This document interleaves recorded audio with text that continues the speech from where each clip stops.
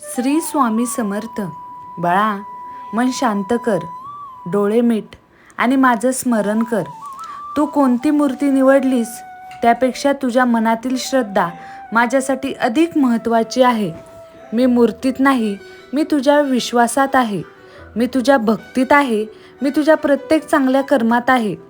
आज तू ज्या मूर्तीला स्पर्श केला आहेस त्या निमित्ताने हा संदेश तुझ्यापर्यंत पोचवत आहे. हा संदेश तुझ्या मनाला धीर देण्यासाठी आहे, तुझा आत्मविश्वास वाढवण्यासाठी आहे आणि तुला योग्य मार्ग दाखवण्यासाठी आहे. बाळा, तुझ्या आयुष्यात कितीही संकटे आली तरी घाबरू नकोस, कारण संकटे कायमची नसतात. प्रत्येक अंधारानंतर प्रकाश येतो, प्रत्येक दुःखानंतर सुख येतं, पण त्यासाठी संयम ठेवावा लागतो, श्रद्धा टिकवावी लागते. आज अनेक जण असे आहेत की ते देवावर विश्वास ठेवतात, पण संकट आलं की त्या विश्वासाला तडा जातो. लक्षात ठेव, खरी भक्ती सुखात नव्हे तर दुःखात ओळखली जाते. जेव्हा सर्वजण साथ सोडतात तेव्हा माझ्यावर विश्वास ठेवणाऱ्या भक्ताचा हात मी कधीच सोडत नाही. बाळा, तुझ्या मनात अनेक प्रश्न आहेत. माझं काम कधी होईल, माझं नशीब कधी बदलेल, माझ्या घरात सुख कधी येईल, माझ्यावरचं कर्ज कधी संपेल, मला नोकरी कधी मिळेल, माझ्या संसारात आनंद कधी येईल. तुझे हे सर्व प्रश्न मला माहिती आहेत, कारण तू काही बोलण्याआधीच तुझ्या मनातील वेदना मला कळतात. पण प्रत्येक गोष्ट योग्य वेळ आली कीच घडते, त्यामुळे अधीर होऊ नकोस. तू फक्त प्रामाणिक राहा, कोणाचं वाईट करू नकोस, दुसऱ्यांचा हेवा करू नकोस, खोटेपणाचा आधार घेऊ नकोस, कारण सत्याचा मार्ग थोडा कठीण असला तरी शेवटी विजय त्याचाच होतो. आज तू जी मूर्ती निवडली आहेस ती तुझ्या श्रद्धेचं प्रतीक आहे. आता त्या श्रद्धेला कर्माची जोड दे. रिकाम्या प्रार्थनेपेक्षा प्रामाणिक प्रयत्न अधिक महत्त्वाचे आहेत. लक्षात ठेव बाळा, माझ्याकडे येणारा प्रत्येक भक्त काहीतरी मागतो, पण जे भक्त माझ्यावर प्रेम करतात त्यांना मी मागण्याआधीच भरभरून देतो. म्हणून रोज सकाळी आणि रात्री फक्त एकदाच मनापासून म्हण, श्री स्वामी समर्थ. हे 3 शब्द तुझ्या मनाला शक्ती देतील, तुझी भीती कमी करतील आणि तुझा आत्मविश्वास वाढवतील. आता पाहूया तू कोणती मूर्ती निवडली आहेस आणि त्या निवडीमागे श्रद्धेचा कोणता प्रेरणादायी संदेश दडलेला आहे.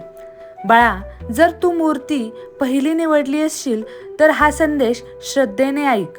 तू अनेक दिवसांपासून एका गोष्टीची वाट पाहत आहेस. कधी नोकरीची चिंता, कधी पैशाची अडचण, कधी घरातील वाद, तर कधी मनाला लागलेलं दुःख. अनेक वेळा तुला असं वाटतं की देवा, माझंच आयुष्य एवढं कठीण का? पण बाळा, लक्षात ठेव, मी तुला शिक्षा देत नाही, मी तुला मजबूत बनवत आहे. सोनं जसं अग्नीत तापवल्यावर अधिक तेजस्वी होतं, तसे संकटातून गेलेला भक्त अधिक सामर्थ्यवान बनतो. त्यामुळे संकटांना घाबरू नकोस. तुझ्या आयुष्यातील प्रत्येक अश्रू मी पाहिला आहे. तू रात्री झोपताना केलेली प्रार्थना मी ऐकली आहे. तू लोकांसमोर हसतोस पण एकांतात रडतोस, हेही मला माहिती आहे. पण आता निराश होऊ नकोस. तुझ्या आयुष्यात बदल सुरू होण्याची वेळ जवळ येत आहे. मात्र हा बदल तेव्हाच टिकेल जेव्हा तू तुझ्या स्वभावातील चांगुलपणा जपशील. कोणाचाही अपमान करू नकोस. आई वडिलांचा आदर कर. घरात आलेल्या अन्नाचा अपमान करू नकोस. गरजू माणसाला शक्य असेल तेवढी मदत कर.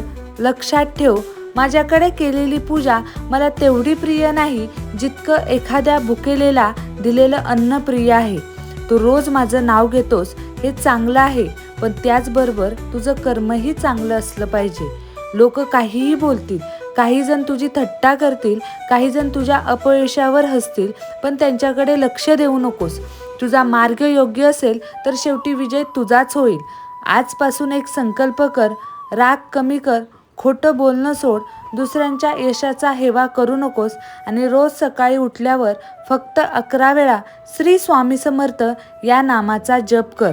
तुला हळूहळू मनशांती मिळेल. तुझं अडकलेलं काम मार्गी लागेल.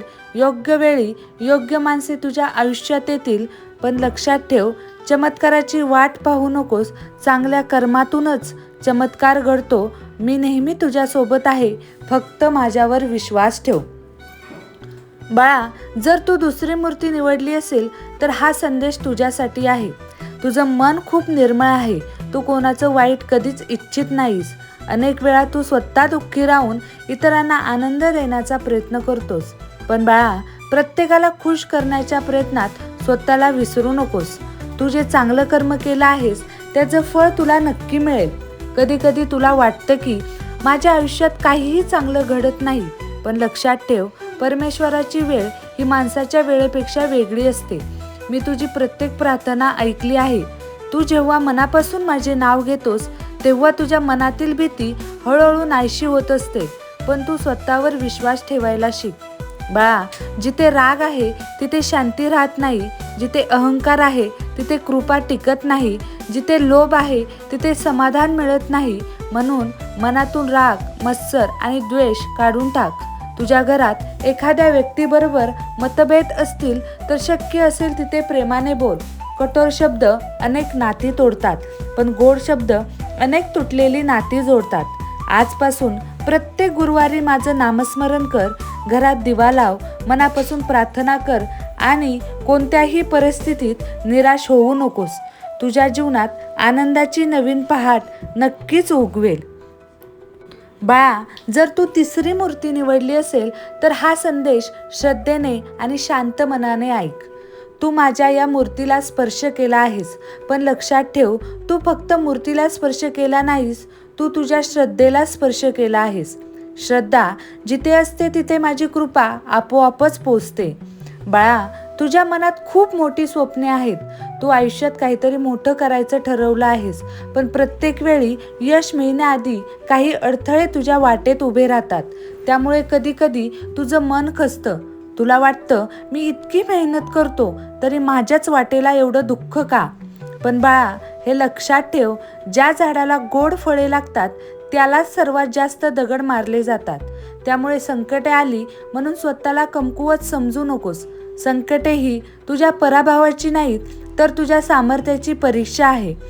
मी पाहतो आहे की अनेक वेळा तू लोकांवर विश्वास ठेवला आणि त्याच लोकांनी तुझा विश्वास तोडला. तू मदत केलीस पण बदल्यात तुला अपमान मिळाला. तू प्रेम दिलंस पण तुला दुःख मिळालं. मात्र बाळा, दुसऱ्याच्या वागण्यामुळे स्वतःचा चांगुलपणा कधीच सोडू नकोस. वाईट माणसासारखं वागून कधीच चांगलं भविष्य मिळत नाही. तुझ्या मनात काही काळापासून एका गोष्टीची चिंता आहे. कदाचित घरातील अडचण, पैशाची काळजी, व्यवसायातील अडथळा किंवा भविष्याची भीती तुला सतावत आहे. पण लक्षात ठेव, भीतीने प्रश्न सुटत नाही, विश्वासाने मार्ग सापडतो. माझ्यावर विश्वास ठेव, श्रद्धा ठेव, पण त्याचबरोबर तुझं कर्तव्यही प्रामाणिकपणे करत राहा. बाळा, अनेक वेळा माणूस देवाकडे फक्त अडचणीतच येतो. संकट संपलं की देव विसरतो, पण जो भक्त सुखातही माझे नामस्मरण करतो त्याच्या घरातून माझी कृपा कधीच दूर जात नाही. आज मी तुला एक गोष्ट सांगतो, कधीही कोणाच्या अश्रूवर तुझे सुख उभे करू नकोस. कोणालाही फसवू नकोस. खोटं बोलून मिळवलेले यश फार काळ टिकत नाही. प्रामाणिकपणाने मिळालेला 1 रुपया खोटेपणाने मिळालेल्या 1000 रुपयांपेक्षा मोठा असतो. तुझ्या घरात जर आई वडील असतील तर त्यांचा आशीर्वाद घे, त्यांच्या चरणी नमस्कार कर, कारण आई वडिलांचा आशीर्वाद म्हणजे माझाच आशीर्वाद असतो. जर एखाद्या गरजूला मदत करण्याची संधी मिळाली तर ती संधी सोडू नकोस. दान हे फक्त पैशाचं नसतं, चांगले शब्द बोलणेही हे दान असतं. एखाद्याला धीर देणंही दान असतं. भुकेलेला अन्न देणं हे सर्वात मोठं पुण्य असतं. बाळा, तुझ्या जीवनात बदल नक्कीच येणार, पण बदलाची सुरुवात तुझ्या विचारांपासून होईल. रोज सकाळी उठल्यावर आरशात स्वतःकडे पहा आणि स्वतःला सांग, मी घाबरणार नाही, मी हार मानणार नाही. श्री स्वामी समर्थ माझ्या पाठीशी कायम उभे आहेत. हे शब्द तुला ऊर्जा देतील. तुम्ही कोणतीही मूर्ती निवडली असली तरी माझ्यासाठी सर्व भक्त समान आहेत. मी मूर्तीत बंदिस्त नाही, मी प्रत्येक भक्ताच्या श्रद्धेत आहे. तुम्ही माझ्यावर विश्वास ठेवा, चांगले कर्म करा, आई वडिलांचा आदर करा, गरजूंना मदत करा. खोटे बोलू नका, कोणाच्याही वाईटाची इच्छा करू नका. फक्त माझे नामस्मरण करा. तुमच्या जीवनात सुख, शांती आणि समाधान नक्की येईल. अक्कलकोट निवासी श्री स्वामी समर्थ महाराज की जय. श्री स्वामी समर्थ. जय जय स्वामी समर्थ. अवधूत चिंतन श्री गुरुदेव दत्त.